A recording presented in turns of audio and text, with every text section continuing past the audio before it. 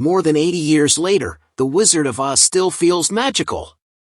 Behind its colorful fantasy lies innovation, risk, and unforgettable storytelling. These authentic facts reveal why this 1939 film didn't just entertain audiences, it changed cinema forever, proving that true classics never fade, no matter how much time passes.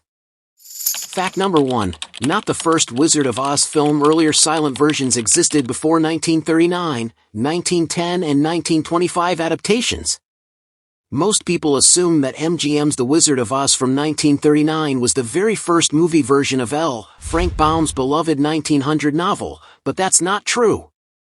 In fact, decades before Judy Garland clicked her ruby slippers together, filmmakers were already trying to bring Oz to the silver screen.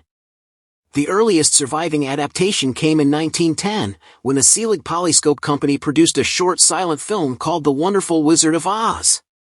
At just about 13 minutes long, this black and white version condensed Baum's story and was partly influenced by the 1902 stage musical rather than the book itself.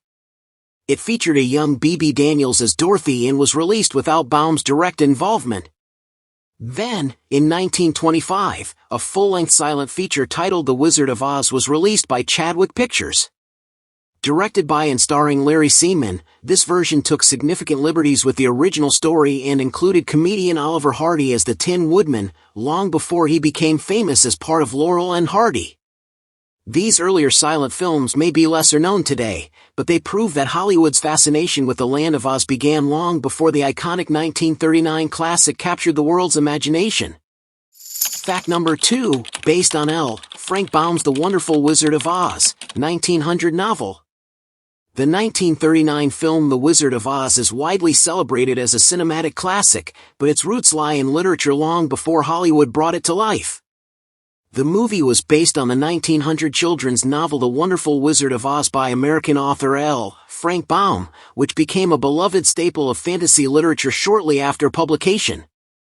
Baum's novel follows young Dorothy, a Kansas farm girl who is swept away by a tornado to the magical land of Oz. Along the yellow brick road she meets memorable companions, the Scarecrow, Tin Woodman, and Cowardly Lion, all seeking qualities they believe they lack. This imaginative tale, filled with whimsy and adventure, captivated readers in the early 20th century and set the stage for countless adaptations. By the time MGM adapted the story for the screen in 1939, Baum's original work had already inspired stage productions and other artistic interpretations. The filmmakers preserved the heart of Baum's narrative, the quest for courage, heart, and home, even as they expanded it with memorable songs, spectacular Technicolor, and cinematic storytelling. Though the movie became more famous than the book for generations, its foundation undeniably remains Baum's original enchanting novel, a testament to the power of imaginative storytelling. Fact number 3, directed by multiple filmmakers during production, with Victor Fleming as the main credited director. While The Wizard of Oz, 1939, is officially credited to Victor Fleming, the production behind the scenes was far more complex. Film historians note that several directors worked on the movie at different stages, each contributing to the final masterpiece. en.wikipedia.org. Initially, Richard Thorpe began filming but was replaced after a few weeks because the studio was unhappy with the results. Then, George Cukor was brought in as a coordinator to coach the actors, especially Judy Garland, and refine the musical sequences. Cukor never took official credit but played a significant role in shaping performances. Victor Fleming then took over as the primary director, bringing cohesion to the film's storytelling, visual style, and musical numbers. After him, King Vidor directed a few remaining Kansas sequences and other minor shots. en.wikipedia.org. This revolving door of directors was unusual for a Hollywood production, but it ultimately contributed to the film's polish and enduring quality. Each director left a subtle imprint, yet the vision was unified, resulting in a classic that generations continue to adore. Fact number 4, the movie used the 3-strip Technicolor process, a major visual innovation for its time. One of the most unforgettable aspects of The Wizard of Oz, 1939, is its stunning use of color, which was revolutionary for Hollywood at the time. The film employed the three-strip Technicolor process, an advanced color filming technique that created vibrant, lifelike hues far beyond earlier methods. The filmmakers used this technology to enhance the contrast between sepia-tone Kansas and the bright, magical land of Oz. This deliberate visual choice not only highlighted Dorothy's journey from reality to fantasy but also became one of the most iconic cinematic effects in history. en.wikipedia.org. Technicolor required special cameras, lighting, and film stock, which made shooting more challenging and expensive. The vivid greens of the Emerald City, the yellow of the brick road, and the ruby of Dorothy's slippers were all enhanced by this innovative process, leaving audiences in awe when the film first premiered. This groundbreaking use of color set a new standard for Hollywood musicals and fantasy films. It wasn't just a technical achievement, it became a storytelling tool that brought Baum's magical world to life in a way that black and white film could never have achieved. Fact number 5. Dorothy's ruby slippers were changed from the book's silver for better Technicolor impact. One of the most iconic images from The Wizard of Oz, 1939, is undoubtedly Dorothy's ruby slippers, but in L. Frank Baum's original 1900 novel, Dorothy actually wore silver shoes. The change to ruby was a deliberate decision by the filmmakers to take full advantage of the new Technicolor process. Technicolor captured reds much more vividly than silver or gray tones, which might have appeared dull or washed out on screen. The bright ruby color not only made Dorothy's shoes visually striking but also became a symbol of magic, adventure, and cinematic fantasy that audiences could instantly recognize. The slippers themselves were carefully crafted, several pairs were made during production, each with slight variations for close-ups, stunts, and background shots. Today, a few surviving pairs are museum treasures, valued as some of the most famous props in Hollywood history. By altering the color of the shoes, the filmmakers didn't just improve the movie visually, they created an enduring symbol that would define Dorothy and Oz for generations. The ruby slippers remain one of the most recognizable pieces of cinematic history. Fact number 6. Several pairs of ruby slippers were made, only a few survive today and are iconic film memorabilia. The ruby slippers worn by Judy Garland in The Wizard of Oz, 1939, are not only a visual highlight of the film but also one of the most famous props in cinematic history. During production, the studio had multiple pairs of slippers made for different purposes, including close-ups, stunts, and general filming. Each pair was carefully designed by costume designer Gilbert Adrian with sparkling sequins and high-quality materials to ensure they would catch the light on Technicolor film. Interestingly, not all pairs were identical, slight differences allowed for specific camera angles and scenes, while some were made sturdy enough for Garland's dance sequences. Today, only a handful of original ruby slippers survive, with some preserved in museums such as the Smithsonian Institution and private collections. They are considered priceless pieces of Hollywood history, often appearing in exhibitions and auctions. Their enduring fame highlights not just the film's cultural impact but also the meticulous craftsmanship behind early Hollywood productions. The ruby slippers remain a symbol of magic, adventure, and nostalgia, instantly recognizable to audiences worldwide and serving as a tangible connection to one of the most beloved films of all time. Fact number 7. Judy Garland's performance as Dorothy became one of her most iconic roles. Judy Garland's portrayal of Dorothy Gale in The Wizard of Oz, 1939, remains one of the most iconic performances in film history. At just 16 years old during filming, Garland brought a rare combination of innocence, charm, and emotional depth to the character, instantly connecting with audiences worldwide. Garland's performance went beyond simply delivering lines or singing. She embodied Dorothy's courage, curiosity, and longing for home, making viewers truly invest in her journey from Kansas to the magical land of Oz. Her rendition of Over the Rainbow became a cultural milestone, winning an Academy Award for Best Original Song and cementing her legacy. Behind the scenes, Garland faced many challenges, including strict studio schedules, rigorous choreography, and demanding costumes, yet her dedication never wavered. Director Victor Fleming and others frequently praised her professionalism and natural charisma, qualities that elevated the film and made Dorothy a character remembered for generations. History.com. Today, Garland's Dorothy is more than a role, it is a symbol of hope, resilience, and the magic of cinema, inspiring countless adaptations, performances, and a lasting place in American pop culture. Fact number 8. The film initially earned money but was not considered a full profit until later re-releases. Although The Wizard of Oz, 1939, is now regarded as one of the most beloved films of all time, its financial success was not immediate. Upon its initial release, the movie earned money at the box office but did not generate the large profits the studio had hoped for. The film was an ambitious project, with a budget of around $2.8 million, a massive sum for 1939. Expenses included elaborate sets, costumes, special effects, Technicolor filming, and salaries for a large cast and crew.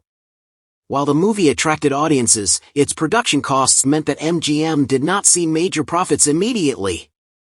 It was only through re-releases over the decades, including its first annual television broadcast in 1956, that the film became truly profitable and cemented its place in cinematic history. The TV broadcasts introduced new generations to Dorothy, the Scarecrow, the Tin Man, and the Cowardly Lion, helping the film achieve its iconic status and eventually turning it into a cultural and financial phenomenon. This journey from modest initial returns to legendary status shows how The Wizard of Oz was not just a movie but an enduring piece of American cultural heritage, proving that true classics can grow in value over time. Fact number 9. Won Academy Awards for Best Original Song, Over the Rainbow, and Best Original Score. The Wizard of Oz, 1939, is not just famous for its colorful visuals and storytelling, it also achieved critical acclaim at the Academy Awards.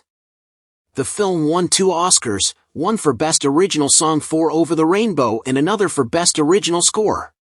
Over the Rainbow, composed by Harold Arlen with lyrics by E.Y. Harburg, became an instant classic, capturing Dorothy's longing for home and a better world. Judy Garland's heartfelt performance of the song not only won the Academy Award but also made it one of the most enduring songs in American music history. In addition, Herbert Stoddart's original score provided emotional depth and cohesion to the film, blending whimsical tunes for Oz with more somber motifs for Kansas. The music enhanced both the storytelling and the magical atmosphere, helping the film stand out among other productions of the era. These Academy Awards recognized the film's artistic achievements in music, highlighting how The Wizard of Oz combined visual innovation with unforgettable sound. Decades later, both the song and the score remain celebrated, securing the film's place in cinematic history and popular culture worldwide. Fact number 10. Annual television broadcasts after 1956 made the movie a beloved family tradition. While The Wizard of Oz, 1939, was a remarkable cinematic achievement, its status as a beloved family classic grew slowly over time. One of the major reasons for this enduring popularity was its annual television broadcasts, which began in 1956 on CBS. The decision to air the film on television introduced new generations of viewers to Dorothy, the Scarecrow, the Tin Man, and the Cowardly Lion. Families would gather around their TV sets each year, experiencing the magic of Oz together. These broadcasts turned the movie into a cultural event, making it a shared experience across the United States. By becoming an annual tradition, the film cemented its reputation not just as entertainment, but as a ritual of nostalgia, joy, and storytelling. Children who watched it in the 1950s and 60s often grew up cherishing it, passing the love of the movie to their own children. This cycle of broadcasts helped The Wizard of Oz achieve a level of cultural significance unmatched by many other films of its era. It transformed the movie from a modest box office success into a timeless family classic that continues to captivate audiences decades later. Fact number 11. Many aspects of the book's plot and characters were changed or simplified for the film. While The Wizard of Oz, 1939, remains faithful to the spirit of L. Frank Baum's 1900 novel, filmmakers made several changes to the plot and characters to suit the cinematic format and audience expectations. For example, in the book, Dorothy's slippers were silver, but the film changed them to ruby to take advantage of Technicolor. Some characters' personalities were simplified, the Cowardly Lion's humor was enhanced, and the Wicked Witch of the West was made more menacing than her literary counterpart to create a stronger on-screen villain. Additionally, certain story elements and scenes were condensed or omitted entirely. The novel's extensive journey through Oz was streamlined into a clear narrative focusing on Dorothy's quest along the yellow brick road, while songs and musical sequences were added to appeal to moviegoers. These adaptations ensured the story was cinematically engaging and emotionally resonant while retaining Baum's themes of courage, friendship, and the importance of home. The changes highlight the filmmaker's ability to translate a complex literary work into a timeless and universally appealing film. Fact number 12, the transition from sepia-toned Kansas to vibrant color Oz is one of the film's most famous effects. One of the most memorable cinematic moments in The Wizard of Oz, 1939, is the transition from sepia-toned Kansas to the vibrant, colorful land of Oz. This effect was groundbreaking at the time and has become an iconic symbol of the film's magic. en.wikipedia.org. The filmmakers used Technicolor's 3-strip process to create the contrast. The Kansas scenes are shown in muted sepia tones, reflecting Dorothy's ordinary, earthy life on the farm. When the tornado transports her to Oz, the screen bursts into bright, vivid colors, emphasizing the magical and fantastical nature of her new surroundings. This transition is more than just a visual trick, it serves a storytelling purpose, illustrating Dorothy's journey from the familiar to the extraordinary. It also helped audiences of the 1930s experience the wow factor of color film in a way they had rarely seen before. The sepia-to-color effect has since been studied, celebrated, and referenced in countless films and media. It remains a defining feature of The Wizard of Oz, showing how innovative filmmaking can enhance narrative, emotion, and audience engagement. Fact number 13, the production featured elaborate costumes and makeup, some of which were uncomfortable or challenging for actors. The 1939 classic The Wizard of Oz is famous not only for its story and music but also for its elaborate costumes and makeup, which played a key role in bringing the magical characters to life. However, these designs often created physical challenges for the actors. en.wikipedia.org. For instance, the Cowardly Lion's costume, made of real lion fur, was extremely heavy and hot, making it difficult for actor Burt Lahr to move comfortably during long shooting days.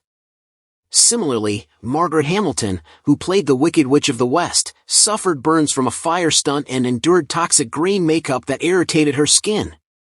Ray Bolger, the Scarecrow, also faced challenges with his stiff and uncomfortable costume and face makeup, which limited movement and required patience during long takes.